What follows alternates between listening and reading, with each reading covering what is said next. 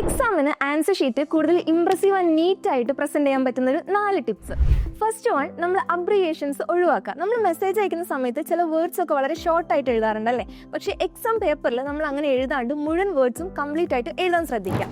രണ്ടാമത്തെ കാര്യം, മെയിൻ ആയിട്ടുള്ള പോയിന്റ്സ് അല്ലെങ്കിൽ ഒരു കീ ആയിട്ടുള്ള ഒരു വേർഡ് എഴുതുന്ന സമയത്ത് നമ്മളത് ഹൈലൈറ്റ് ചെയ്യുക. ടീച്ചർക്ക് ഇവാലുവേറ്റ് ചെയ്യുന്ന സമയത്ത് ഏതൊക്കെ പോയിന്റ്സ് ഇൻക്ലൂഡ് ചെയ്തിട്ടുണ്ടെന്ന് പെട്ടെന്ന് മനസ്സിലാക്കാനും കൂടുതൽ മാർക്ക് കിട്ടാനും അത് ഹെൽപ്പ് ചെയ്യും. മൂന്നാമത്തെ കാര്യം, പ്രത്യേകിച്ചും സയൻസ് സബ്ജക്റ്റിലൊക്കെ നമ്മൾ എഴുതുന്ന സമയത്ത് ഒരുപാട് എക്സ്പ്ലെയിൻ ചെയ്ത് എഴുതുന്നതിനേക്കാളും ബെറ്റർ ആയിട്ട് നമുക്കൊരു ക്ലിയർ ആൻഡ് ലോജിക്കൽ ഓർഡറിൽ പോയിന്റ് വൈസ് എഴുതുവാണെങ്കിൽ ടീച്ചർക്ക് ഇവാലുവേറ്റ് ചെയ്യാനും സുഖമായിരിക്കും. നമ്മൾ എഴുതുന്ന സമയത്ത് ഒരുപാട് ടൈം സ്പെൻഡ് ചെയ്യാൻ വേണ്ട.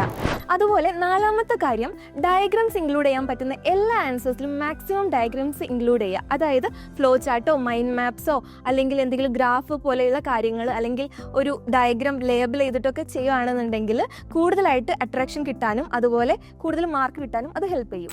ഇതുപോലെയുള്ള വീഡിയോസിന് ആംഗിൾ ഫോളോ ചെയ്യൂ.